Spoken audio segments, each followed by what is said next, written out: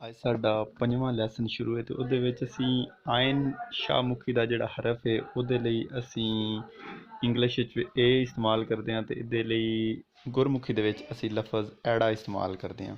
ਅਲੀਫ ਅਤੇ ਐਨ ਵਾਸਤੇ ਐੜਾ ਹੀ ਇਸਤੇਮਾਲ ਹੁੰਦਾ ਹੈ ਅਤੇ ਗੈਨ ਵਾਸਤੇ ਗੱਗਾ ਇਸਤੇਮਾਲ ਹੁੰਦਾ ਹੈ। ਗੱਗਾ ਪ੍ਰੋਨਾਊਂਸ ਗੁਰਮੁਖੀ 'ਚ ਹੁੰਦਾ ਹੈ ਅਤੇ ਉਰਦੂ ਵਿੱਚ ਅਗਰ ਸ਼ਾਹਮੁਖੀ ਦਾ ਅਸੀਂ ਗੈਨ ਲਿਖਣਾ ਹੈ ਅਤੇ ਉਹਦੇ ਲਈ ਅਸੀਂ ਗੱਗਾ ਦੀ ਅਲਾਮਤ ਜਿਹੜੀ ਹੈ ਨਾ ਉਹ ਵਰਤਾਂਗੇ। ਅਤੇ ਅੱਗੇ ਹਰੂਫ ਸਾਡਾ ਆ ਜਾਂਦਾ ਹੈ ਫੇ ਦੀ ਅਸੀਂ ਫੱਫੇ ਨੂੰ ਅਸੀਂ ਐਫ ਨਾਲ ਜ਼ਾਹਿਰ ਕਰਦੇ ਹਾਂ ਅਤੇ ਇੱਧਰੋਂ ਅਸੀਂ ਗੁਰਮੁਖੀ ਵਿੱਚ ਫੇ ਲਈ ਅਸੀਂ ਜਿਹੜੀ ਅਲਾਮਤ ਵਰਤੀ ਦੀ ਉਹ ਫੱਫਾ ਦੀ ਅਲਾਮਤ ਹੈ।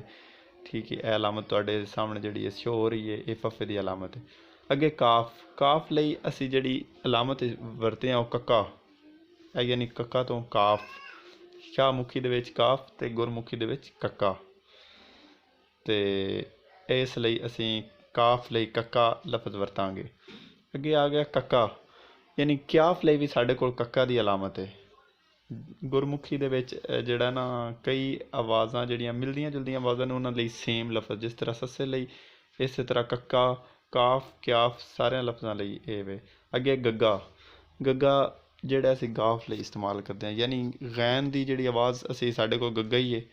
ਇਸੇ ਤਰ੍ਹਾਂ ਗੈਨ ਅਤੇ ਗਾਫ ਉਹਨਾਂ ਦੇ ਗੁਰਮੁਖੀ ਵਾਲਿਆਂ ਕੋਲ ਫ਼ਰਕ ਨਹੀਂ ਹੈ, ਲੇਕਿਨ ਸਾਡੇ ਕੋਲ ਅਲੱਗ ਇਹਨਾਂ ਦੇ ਹਰੂਫ ਹੈ।